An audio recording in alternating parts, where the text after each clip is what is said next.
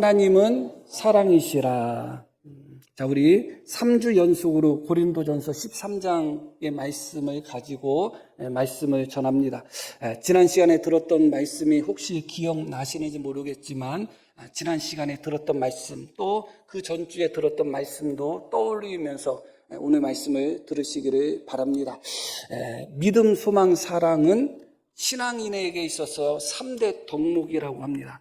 가장 중요한 덕목이라고 하는 겁니다. 믿음, 설명할 필요 없습니다. 소망은 왠지 믿음, 소망, 사랑할 때 이 사랑과 믿음에 비해서는 조금 부족해 보이긴 하지만 역시 이 소망도 믿음, 사랑과 더불어 3대 가장 중요한 덕목이 됩니다. 그리고 사랑은 말할 것도 없습니다. 이 세 가지는 신앙인에게 있어서 가장 중요한 것이고 이 세 가지는 영원할 것이다. 영원하다는 것은 이 땅에서 우리가 신앙생활 할 뿐만 아니라 우리가 하나님 나라 가서도 또 새하늘과 새 땅이 우리에게 이루어질 때도 이 믿음과 소망과 사랑은 우리에게 떠나지 않고 영원히 우리와 함께 할 거라는 말씀이죠. 그럼에도 불구하고 지난주에도 잠깐 언급했듯이 이 믿음의 모습, 또 소망의 모습, 또 사랑의 모습이 지금 우리가 경험하는 믿음, 소망, 사랑의 모습과 나중에 천국에서 또 새하늘과 새 땅에서 경험할 믿음, 소망, 사랑의 모습과는 양태적인 부분에 있어서 좀 다른 부분이 분명히 있다고 말씀드렸습니다. 특별히 믿음의 모습은 지금과 같은 모습이 아닐 것입니다. 소망의 모습도 지금과 같은 모습이 아닐 것입니다. 사랑의 모습도 마찬가지입니다. 사랑의 모습이 하나님 나라에서 오래 참고 성내지 않고 자기 유익을 붙지 않고 무례행치 않고 그런 모습의 사랑이 발현될 이유는 전혀 없죠. 그러나 이 땅에서는 믿음과 소망과 사랑이 하나님 나라에서는 너무 아름답게, 너무 복되게, 너무 행복하게 정말 그런 방식으로 우리에게 다가오게 될 텐데 이 땅에서 살아갈 때는 믿음, 소망, 사랑이 3대 덕목임에도 불구하고 믿음대로 산다는 것이 너무 어려운 겁니다. 그리고 이 세상 속에서 소망을 갖고 산다는 것, 소망을 놓지 않고 산다는 것도 너무 어려워요. 쉽지가 않아요. 사랑은 말할 것도 없습니다. 사랑을 실천하면서 살고 사랑을 나타내면서 산다는 것만큼 어려운 것이 없습니다. 그러나 천국에서는 그렇지 않을 것입니다. 천국은 온전한 사랑이 나타나는 곳이고 온전한 믿음과 온전한 소망 가운데서 기쁨과 감사와 모든 환희와 기쁨이 넘쳐나는 곳이 하나님의 나라가 될 것입니다. 그러나 이 땅은 그렇지 않다. 이 땅에서는 믿음을 가지고 산다는 것 어렵고 믿음을 지킨다는 것 참 고통스럽고 소망을 놓지 않고 산다는 것도 쉽지 않은 일이고 더군다나 사랑을 지키며 살아간다는 것은 더 어려운 일이다. 그 중에서도 믿음, 소망, 사랑 이 세 가지는 항상 있을 것인데 그 중에 제일은 무엇이라고요? 사랑이라고 이야기합니다. 그런데 그 중에 제일이 사랑이라는 것을 다른 말로 하면 믿음, 소망, 사랑 중에 그 중에 가장 고통스러운 것이 사랑이다. 그렇게 표현해도 될 것 같아요. 사랑을 통해서 우리가 기쁨을 얻고 사랑을 통해서 만족과 행복을 얻어야 되는데 이 땅에서 우리가 사랑을 실천하며 사랑하는 자로서 살 때는 말할 수 없는 고통이 따라올 때가 있고 말할 수 없는 어려움이 따라올 때가 있습니다. 오래 참아 줄 수 없는 사람에게 오래 참아야 되고 내가 성내고 싶은 사람에게 성내지 않고 때로는 내 욕심을 부리고 싶지만 자기 유익을 구하지 않고 때로는 자랑하고 싶지만 자랑해서도 안 되고 때로는 시기 질투가 우리 안에 올라오지만 그것을 표출해서도 안 되고 그런 등등을 지키며 산다는 것이 참 쉽지는 않다 하는 것을 생각하게 됩니다. 그런 의미에서 믿음, 소망, 사랑 이 세 가지 중에 가장 큰 것은 사랑이지만 가장 큰 사랑은 동시에 우리에게 가장 큰 고통을 준다. 가장 큰 어려움을 준다 하는 것을 우리가 생각해 볼 필요가 있습니다. 오늘 말씀 속에서는 그 중에 제일은 사랑이라는 이 부분에 대해서 우리가 조금 더 생각해 보려고 하는 겁니다. 왜 그 중에 제일은 사랑일까? 믿음도 너무 소중하고 소망도 정말 귀하고 소중한데 그 중에 제일은 사랑이다. 그렇게 이야기하고 있습니다. 여러 가지 이유가 있을 것입니다. 그런데 믿음, 소망에 비해서 사랑의 독특성이 있어요. 그것은 무엇이냐? 믿음과 소망은 대상이 없다는 겁니다. 물론 하나님이 대상이 되지만 사람이 대상이 되지는 않아요. 엄밀히 이야기하면 그렇습니다. 믿음도 그렇고 소망도 그렇고 사실은 자기 안에서 그것을 이루고 성취하는 것입니다. 관계 속에서 이루어지는 게 아니에요. 그러나 오직 사랑만이 관계 속에서 이루어지는 겁니다. 내가 나를 사랑하자 하는 말에 속지 마시기를 바랍니다. 내가 나의 타자가 될 수는 없어요. 사랑은 내가 나를 사랑하는 데서부터 배울 수 없어요. 사랑은 언제나 대상이 존재합니다. 대상이 존재한다는 것은 그 사랑은 내가 통제하지 못한다는 거예요. 내 믿음은 내가 통제하면 되고 내 소망은 내가 통제하면 되는데 사랑은 그렇지 않아요. 누구를 사랑할 때는 사랑이 잘 되는데 또 누구를 사랑할 때는 사랑이 잘 되지 않아요. 왜 그런가? 대상에 따라서 좌우되기 때문에 그렇습니다. 사랑은 내가 어떤 사람인가에 따라서도 좌우되지만 사실은 내가 사랑을 하는 대상이 어떤 사람이냐에 따라서 좌우되기 때문에 사랑이 어려운 거예요. 다시 말씀드리면 하나님이 예수님을 사랑하실 때 오래 참으실 필요가 있을까요? 없죠. 하나님이 예수님을 사랑하실 때 참고 견디고 그러실 필요가 있나요? 전혀 없어요. 그런데 똑같은 하나님이 우리를 사랑하실 때는 어떻게 사랑하셔야 되나요? 오래 참으셔야 되잖아요. 그 이야기는 무슨 이야기예요? 사랑은 대상이 있는 것이고 그 사랑의 성격이 사랑을 하는 나도 중요하지만 사랑을 받는 사람에 따라서 그것이 변할 수밖에 없기 때문에 어려운 거예요. 오래 참지 않아도 되는 사람을 사랑하는 것, 성내지 않아도 되는 사람을 사랑하는 것 너무 좋죠. 하는 일마다 다 내 마음에 맞고 하는 말마다 다 내 마음에 맞고 너무너무 이뻐. 미운 구석이 하나도 없어요.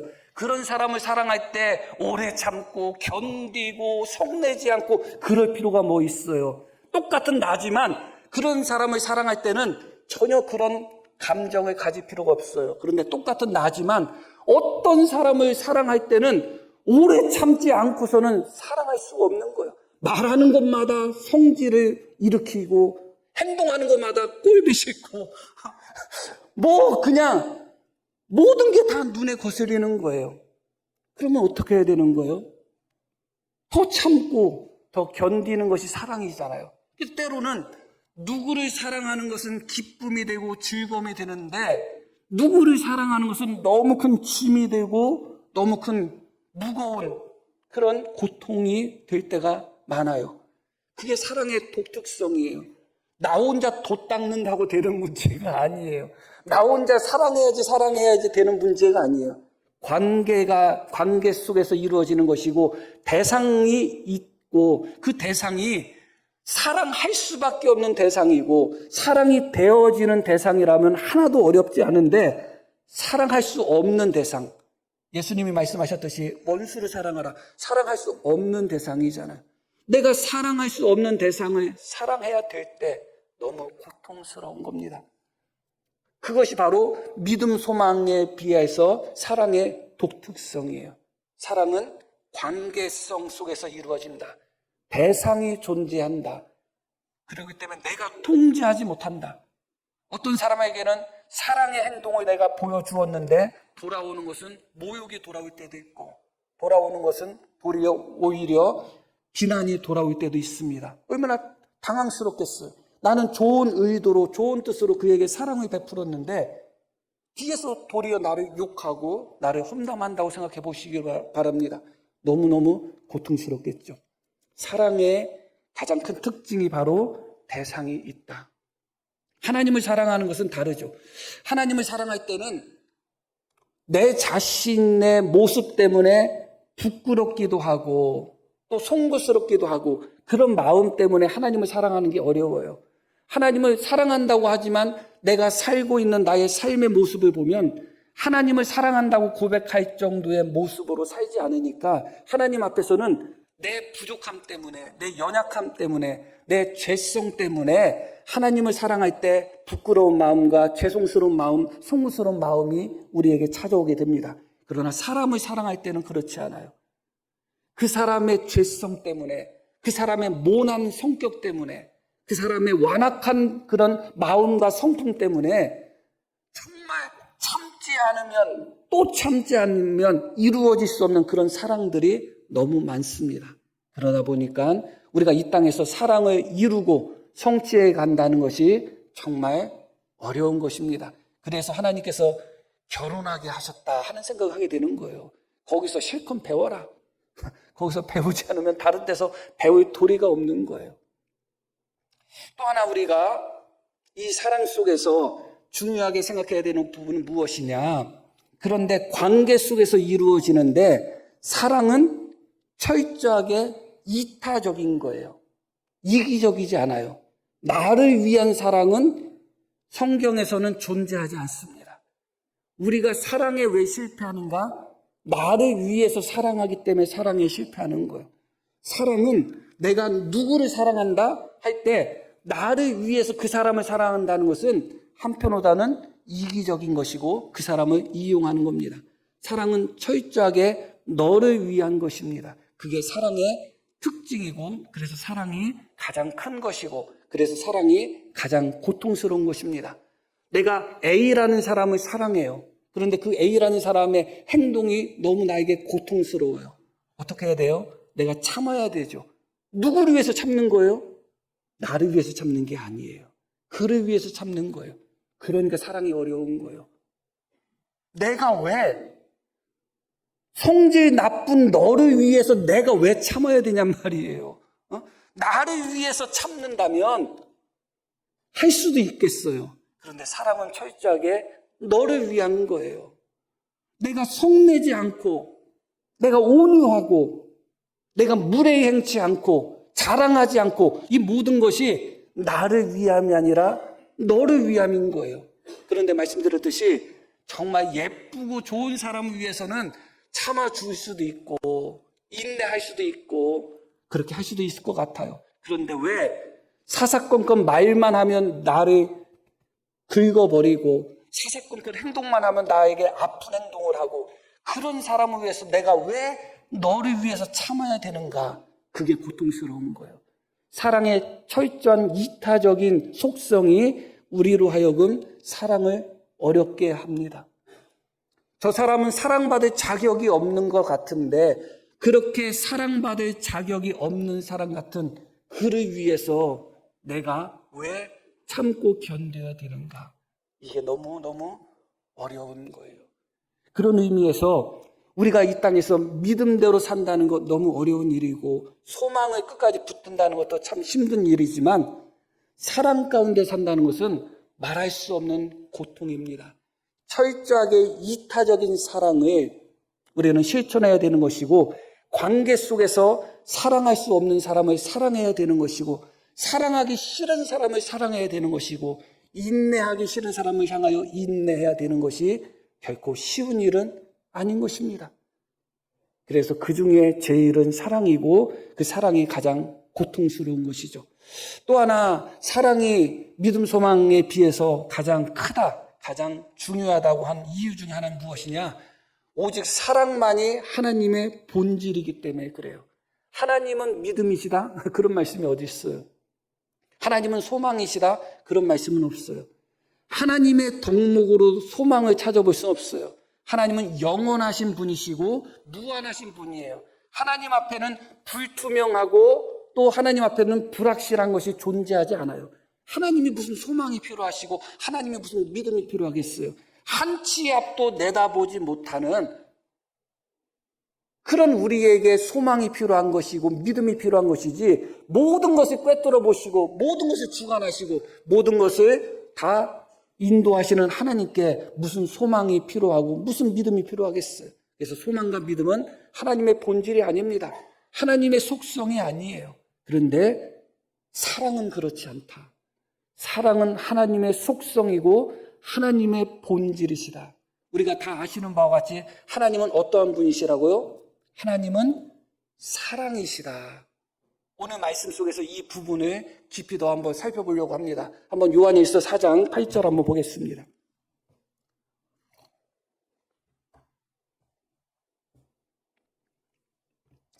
사랑하지 아니하는 자는 하나님을 알지 못하나니, 함께 읽습니다. 이는 하나님은 사랑이심이라. 하나님은 사랑이심이라. 성부, 성자, 성령, 이 삼위일체 하나님이 영원전부터 존재했습니다. 성부, 성자, 성령, 삼위일체 하나님 간에 사랑의 교통이 있었습니다. 그렇기 때문에 하나님은 사랑이신 거예요. 제가 말씀드렸듯이 사랑은 반드시 대상이 있어야 된다고 말씀드렸죠. 그런데 하나님 홀로 존재하셨을 때 천지 만물과 우주 만물을 만드시기 전에 오직 하나님 홀로 계실 때 사랑할 대상이 어디 있어요? 사랑할 대상이 없는데 어떻게 하나님이 사랑일 수가 있어요? 그것은 바로 성부, 성자, 성령이 하나 되시고 성부, 성자, 성령이 서로 사랑의 교통을 나누었기 때문에 그렇습니다. 그래서 하나님의 속성은 본질적으로 무엇이다? 사랑이다. 우리를 만드시기 전에, 인간이 창조되고 타락하기 전에 성부, 성자, 성령은 이 삼위 하나님은 완전한 사랑 가운데, 완전한 충만 가운데, 완전한 희락 가운데 계셨던 거예요. 그런데 사람을 만드시고 또 만물을 만드시고 사람이 타락한 순간부터 하나님이 근심하셨다는 말씀이 나오는 거예요. 그러고 그 사람을 사랑하실 때 어떨 수밖에 없는 거예요? 오래 참을 수밖에 없는 거예요. 성부, 성자, 성령 간의 삼위 하나님 간의 사랑의 교통 속에서는 오래 참고 견디고 인내하고 필요 없는 사랑이에요. 그런데 사람을 만들어 놨는데 그 사람이 죄를 범하고 지옥 형벌에 빠질 수밖에 없고 죄악 가운데 살고 하나님을 배반하고 하나님을 떠난 그런 사람들을 사랑하시려고 하다 보니까 어떻게 되는 거예요? 오래 참을 수밖에 없는 거예요. 그래서 하나님의 속성에 있어서 노하기를 더디하시는 분이시다. 그렇게 나오는 겁니다. 하나님은 우리를 향하여 일체 오래 참으신다. 그렇게 말씀하는 겁니다. 이것은 하나님께 있어서 큰 고통이에요. 우리가 참을 수 없는 사람을 향하여 참아주는 것 너무 고통스러운 거잖아요.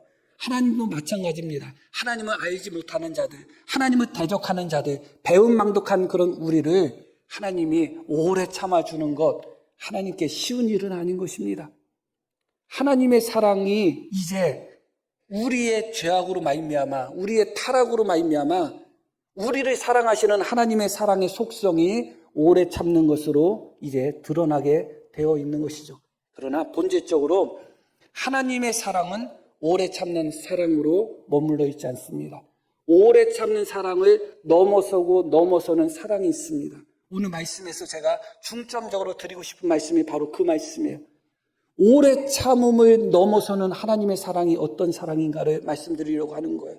우리는 사랑할 수 없는 대상을 향하여 오래 참는 것 너무너무 어려워서 올라오고 또 올라오고 참았다가 쌓아뒀다가 한 번에 폭파시켜버리고 그런 모습을 보이는데 하나님은 그렇지 않잖아요. 그런데 심지어 하나님의 사랑은 우리를 향하여 오래 참음을 넘어서는 사랑이다. 어떤 사랑일까를 한번 생각해 보려고 합니다.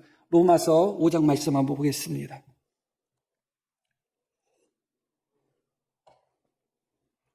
함께 읽을게요. 우리가 아직 죄인 되었을 때에 그리스도께서 우리를 위하여 죽으심으로 하나님께서 우리에 대한 자기의 사랑을 확증하셨다. 하나님이 우리에 대한 하나님의 사랑을 어떻게 하셨다고요? 확증하셨다. 무엇을 통해서 확증하셨는가? 독생자이신 예수님을 우리에게 주심으로 하나님이 우리를 사랑하신다는 사랑을 확증하셨다. 우리가 하나님을 향해서 하나님 나를 사랑하는 거 맞아요? 하나님 우리를 사랑하는 거 맞아요? 그렇게 우리가 하나님을 향하여 물어볼 수는 있지만 이미 하나님의 사랑은 확증되었다. 독생자 예수 그리스도를 주지 않았는가? 그거 하나만으로도 다른 게 무엇가 필요하겠어요? 그런데 이 말씀 속의 핵심이 무엇이냐? 하나님의 사랑을 하나님이 언제 확증하셨는가? 우리가 아직 죄인 되었을 때, 그렇게 이야기합니다. 우리가 회개했을 때 예수님을 보내주셨다가 아니에요. 우리가 아직 죄인 되었을 때, 우리가 아직 하나님과 원수 되었을 때, 우리가 아직 하나님을 떠나서 배은망덕한 그런 죄악된 삶을 살아갈 때, 하나님은 그런 우리를 위해서, 그런 우리를 참아주시는 정도, 그런 우리를 향하여 그냥 이해해 주시는 정도에서 머문 것이 아니라 그런 우리를 구원하시기 위하여 독생자를 보내주셨다. 그것은 바로 인내를 뛰어넘는 사랑 아니겠어요? 오래 참음을 초월하는 사랑 아니겠어요? 그냥 죄악 가운데 사는 하나님의 피조물임에도 불구하고 하나님께 반역했던 우리를 심판하지 않고 그냥 그런 우리를 향하여 오래 참으시는 사랑만 놓고 봐도 충분히 감사가 넘칠 수 있는데 하나님은 그 사랑을 초월하셨다. 아직 죄인 되어서 그렇게 살아가는 우리를 위하여 여전히 하나님은 우리를 향하여 인내하실 뿐만 아니라 그런 우리를 구원하시기 위하여 독생자를 보내주셨다. 그렇게 말씀합니다. 그러면 우리가 또 예수님에 대해서 살펴보지 않을 수가 없습니다. 예수님이 마지막에 십자가를 앞두고 겟세마네 동산에서 기도하셨죠. 첫 번째 기도하신 내용이 뭐예요? 두 번째도 마찬가지지만 이 잔을 내게서 옮겨 주옵소서. 그냥 기도하신 게 아니죠. 예수님은 우리와 똑같은 사람이 되셨기 때문에 하나님의 아들이시지만 십자가를 짊어진다는 것은 우리는 십자가가 뭔지를 잘 몰라요. 그러나 그때 당시의 사람들은 십자가가 뭔지 잘 알아요. 왜냐하면 십자가 처형은 공개 처형을 했거든요. 그렇기 때문에 십자가에서 못 박혀 죽는다는 것이 무엇인지를 직접 눈으로 보았던 예수님이라는 것을 기억하셔야 돼요. 십자가에 달 때 옷을 벗겨서 답니다. 십자가에 달려가지고 똥오줌 다 쌉니다. 그렇게 우리가 생각하는 것처럼 저기 한 게 아니에요. 일반적으로 나는 십자가에 며칠씩 달려 죽습니다. 바로 죽지는 않아요. 왜냐하면 조금씩 그렇게 우리 안에 있는 그런 물들이 피를 포함해서 그런 것들이 나오면서 갈증을 통해서 죽든지 아니면 질식사해서 죽는다고 합니다. 호흡을 못해서 죽는다는 거예요. 예전에 제가 설명했듯이 왜 질식사를 하는가? 십자가에 딱 못 박히면 팔도 못 박히고 발도 못 박히잖아요. 이렇게 처질 수밖에 없습니다.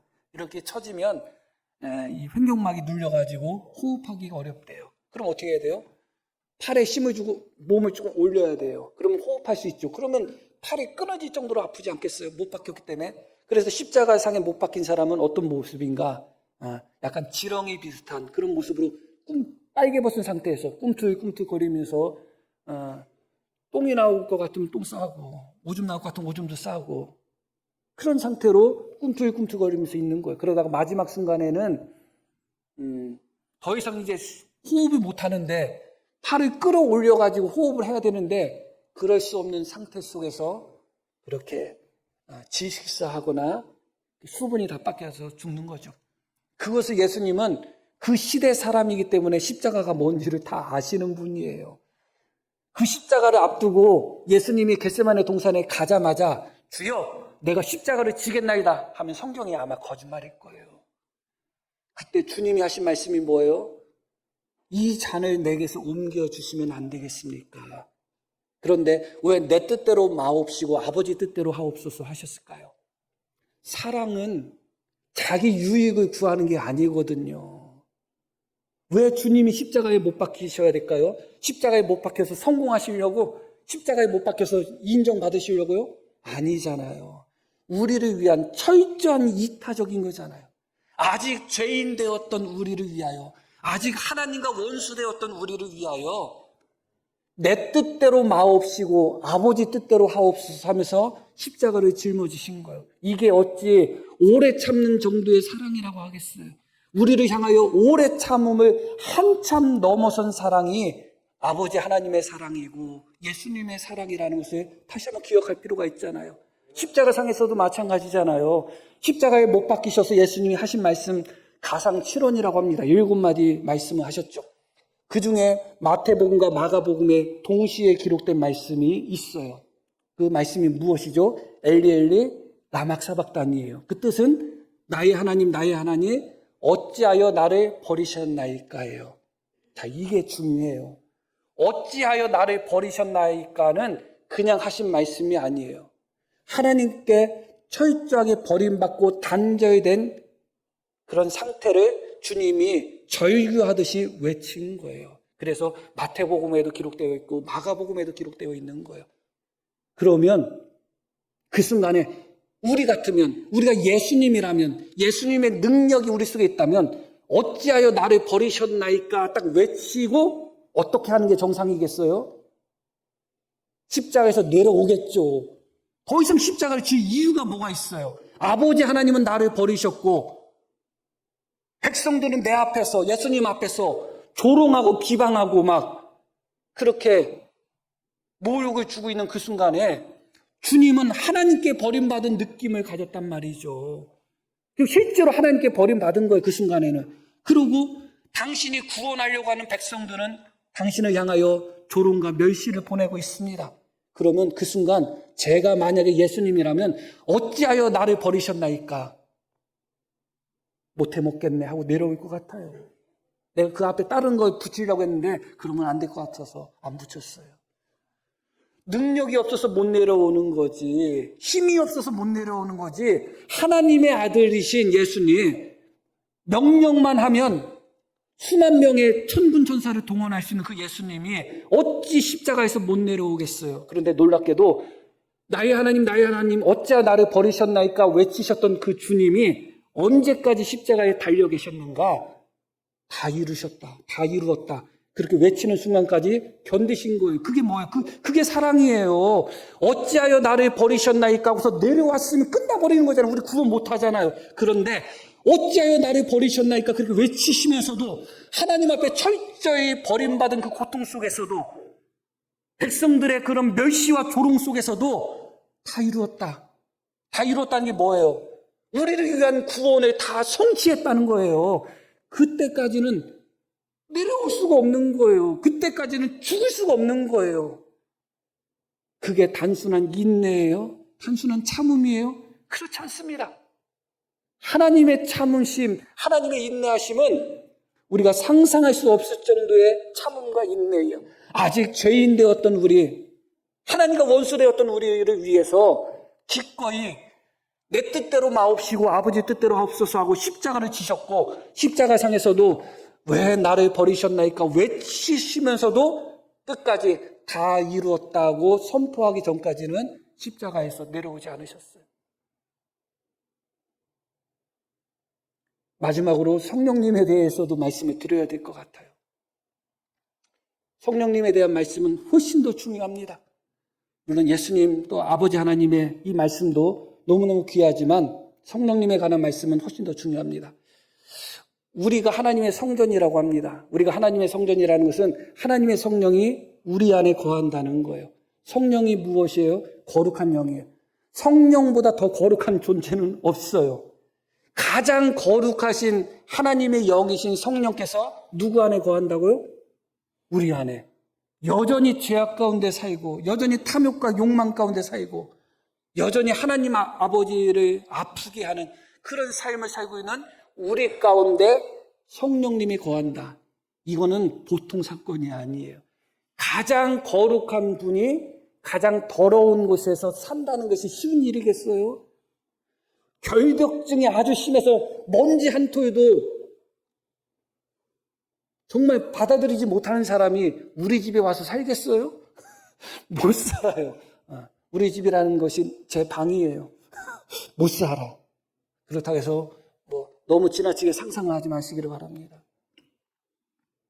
그런데 그 성령께서 우리 안에 내주하신다. 그 차원이 어떤 차원인지 에베소서 말씀 한번 보겠습니다. 에베소 4장.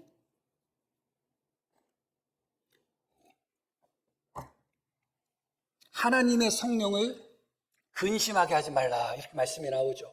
하나님의 성령을 고통스럽게 만들지 말라. 슬프게 만들지 말라. 그런 말씀이에요. 이 말씀이 어떤 맥락 속에서 나온 말씀인가? 이제 우리가 새 사람이 되었기 때문에 옛 사람을 벗어 던지고 새 사람을 입으라는 거예요. 그런데 우리가 새 사람이 되었는데 여전히 옛 사람의 모습들, 여전히 거짓말하고, 여전히 못된 짓하고, 여전히 분노하고, 여전히 음란하고 그런 삶을 살 때 우리 안에 성령님이 계시기 때문에 성령님이 어떻게 하신다고요? 고통스러워하고 괴로워하신다는 거예요. 충분히 이해가는 말씀이죠. 그런데 뭐라고 말씀이 이어지느냐? 그 안에서 너희가 구원의 날까지 인치심을 받았다. 이 무슨 얘기예요? 성령 안에서 우리가 구원의 날까지 인치심을 받았다. 우리가 그렇게 여전히 죄악 가운데 살고 여전히 음란 가운데 살고 여전히 더러운 가운데 살 때 가장 거룩하신 성령님은 우리를 떠나고 싶겠어요? 안 떠나고 싶겠어요? 떠나고 싶겠죠. 당연히. 그런데 성령님이 우리를 떠나면 우리가 구원받을 수 없는 거예요. 그 안에서 우리가 구원의 날까지 인치심을 받은 거예요. 그 이야기는 다시 말씀드리면 우리로 말미암아 성령님은 고통당하면서도 우리를 떠나지 않는 거예요. 예전에는 이혼율이 낮았죠.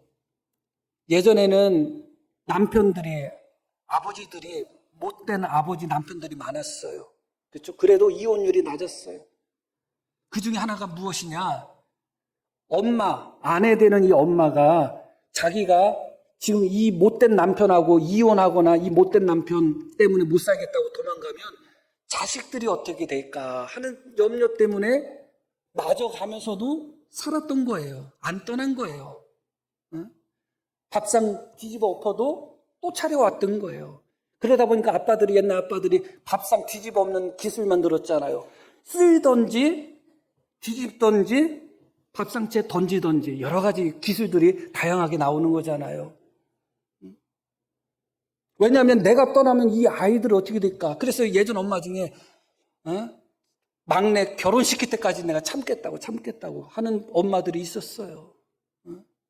성령 안에서 우리가 구원의 날까지 인치심을 받았는데 성령님이 우리를 떠나시면 우리는 구원을 받을 수 없는 거예요. 그런데 우리는 가장 거룩하신 성령이 우리 안에 계심에도 불구하고 여전히 우리의 입술로 거짓말을 하고 우리의 마음으로 더러운 생각을 하고 여전히 그렇게 거짓 가운데 탐욕 가운데 살아가니까 성령님은 우리 안에서 어떻게 할 수밖에 없다는 거예요?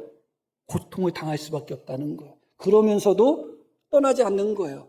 이게 어찌 인내 정도의 사랑이라고 할 수 있겠어요? 성부, 성자, 성령의 사랑은 인내와 오래 참음을 초월한 우리가 말할 수 없는 그런 사랑인 거예요. 한 부분을 더 보겠습니다. 로마서 8장 말씀 보겠습니다. 이와 같이 성령도 우리의 연약함을 어떻게 하신다고요? 도우신다. 그러면서 우리가 마땅히 기도할 바를 알지 못하나 이어진 말씀 함께 읽겠습니다. 오직 성령이 말할 수 없는 탄식으로 우리를 위하여 친히 간구하시느니라. 앞부분 다시 한번 볼게요. 이와 같이 성령도 함께 읽습니다. 우리의 연약함을 어떻게 하신다? 도우신다. 성령님이 선택하신 것이 무엇이냐? 우리를 떠나는 방법이 아니라 우리를 도우시는 방법을 선택하신 거예요. 여전히 죄악 가운데 살고 여전히 탄식하고 고난 가운데 사는 이 말씀의 문맥은 어떤 문맥인가? 피조물과 모든 인간들이 탄식할 수밖에 없는 이 땅의 모습을 이야기하고 있습니다. 그렇기 때문에 우리 모두는 다 탄식하면서 사는 거예요. 그렇게 탄식하면서 사는 우리 안에 계신 성령님께서 고통당하시면서 때로는 근심하시면서라도 우리를 떠나시면 우리의 구원이 이루어질 수 없기 때문에 우리의 구원을 위해서 성령님이 어떻게 하신다고요? 우리의 연약함을 도와주신다. 우리를 떠나는 대신 우리를 도와주신다. 그러면서 이어지는 부분 다시 볼게요. 오직 성령이 말할 수 없는 탄식. 말할 수 없는 탄식이 뭘까요? 말로 표현할 수조차 없는 탄식을 의미하는 거예요. 내가 살아온 인생은 말로 표현 못해요. 그것과 같은 의미예요. 탄식 자체, 한숨 짓고 비탄함에 빠져 있고 고통 속에서 나오는 것이 탄식이에요. 그런데 우리를 위해서 성령님께서 기도하신다, 간구하신다, 그 정도만 해도 너무 고마운데, 탄식하고 있는 우리를 위해서, 연약한 우리를 위해서, 여전히 죄악 가운데 살고 있는 우리를 위해서 성령님이 우리보다도 더 탄식한다는 거예요. 우리보다 더 탄식하면서 우리를 위해서 친히 간구하신다. 말로 표현할 수 없을 정도의 탄식으로 아버지 하나님께 기도합니다. 우리를 위해서. 우리가 탄식하는 것은 성령님이 탄식하는 것에 비하면 비교할 것도 못 된다. 왜? 하나님의 영이신, 가장 거룩한 하나님의 영이신 성령께서 왜 우리 안에서 우리와 함께 하시면서 왜 탄식하셔야 되고, 왜 근심하셔야 되고, 왜 고통스러워 하셔야 될까요? 그게 사랑이잖아요. 성령님을 위해서가 아니잖아요. 구원의 날까지 성령 안에서 인치심을 우리가 받았기 때문에 성령님은 우리를 떠날 수가 없는 거예요. 떠나는 순간 성령님의 구원이 사라지는 것이 아니라, 떠나는 순간 성령님이 하나님이 안 되시는 것이 아니라, 성령께서 우리를 떠나는 순간 우리 구원이 사라지기 때문에 철저한 이타적인 성령님의 사랑을 발견하게 되잖아요. 단순히 참고 견디는 정도가 아니잖아요. 우리도 이 말씀을 보면서 누군가를 볼 때 포기하기 전에 한 번 더 그의 연약함을, 내가 탄식하는 한이 있다 할지라도 한 번 더 그의 연약함을 붙들어 줘야 되겠다 하는 그런 마음을 한번 품으면 어떨까 하는 생각을 하게 됩니다. 성령께서 우리를 버리시는 것으로 선택하지 않았습니다. 탄식하며 우리를 붙들고 우리를 도우시는 방법을 선택한 것이죠. 오늘 말씀 속에서 크게 보면 두 가지를 말씀드렸지만, 제가 중요하게 말씀드린 것이 바로 이 오래 참음을 넘어서는 삼위일체 하나님의 사랑을 말씀드린 것입니다. 아버지 하나님, 독생자를 기꺼이 우리를 위하여 주신 아버지 하나님의 사랑, 오래 참음을 한참 넘어선 사랑입니다. 십자가에서 왜 나를 버리셨나이까 외치셨던 예수님, 그러면서도 다 이루었다고 그렇게 우리의 구원을 성취하실 때까지 기꺼이 십자가의 고난을 당하셨던 예수님, 오래 참음을 한참 넘어선 사랑을 우리에게 보여주신 것입니다. 하나님의 거룩한 영이신 성령께서 하나님 나라를, 천국을 떠나서 이 땅에서, 성령이 이 땅에 임하셨잖아요. 가장 죄악이 많은 우리와 함께 하시면서 때로는 근심하시고, 때로는 탄식하시고, 때로는 신음하시고, 때로는 고통스러워 하시면서까지도 우리를 떠나지 않고 우리를 위하여 간구하시고 우리를 붙들어 주시는 사랑, 오래 참음을 한참 넘은 사랑이죠. 우리가 바로 그 사랑을 받은 자인 것입니다. 한 절 말씀만 보고 결론으로 말씀을 맺겠습니다. 자, 우리 요한일서 말씀 다시 한번 보겠습니다. 함께 읽겠습니다. 사랑은 여기 있다. 사랑은 여기 있다. 어디에 있다고 이야기가 이어지죠? 우리가 하나님을 사랑한 것이 아니다. 너무 놀라운 말씀이에요. 사랑은 어디에 있다고 이야기해요? 여기 있는데 우리가 하나님을 사랑한 게 아니라는 거예요. 우리가 하나님을 사랑한 것은 아니다. 이어지는 부분. 오히려 하나님이 우리를 사랑하사 우리 죄를 속하기 위하여 화목제물로 그 아들을 보내셨다. 사랑은 여기 있다. 진짜 사랑은 여기 있는데, 그 사랑을 이야기하면서 첫 번째 이야기한 게 뭐라고요? 우리가 하나님을 사랑한 게 아니라는 거예요. 그런 우리를 위해서 어떻게 하셨다고요? 하나님이 우리를 사랑하사 우리 죄를 속하기 위하여 화목제물로 그 아들을 보내셨다. 우리가 하나님을 사랑한 것이 아닌데, 우리는 여전히 하나님과 원수되었고 하나님을 사랑하지 않는데, 하나님은 그런 우리를 위해서 기꺼이 독생자를 보내셨다. 그러면서 이어지는 말씀 11절도 사랑하는 자들아, 하나님이 이같이 우리를 사랑하셨으니, 우리가 성부 하나님이, 성자 하나님이, 성령 하나님이 어떻게 우리를 사랑하셨는지 배웠습니다. 오늘 하나님이 이같이 우리를 사랑하셨은즉 우리도 서로 사랑하는 것이 마땅하다. 사랑은 여기 있다.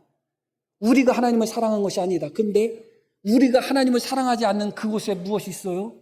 놀랍게도 하나님의 사랑이 있는 거예요.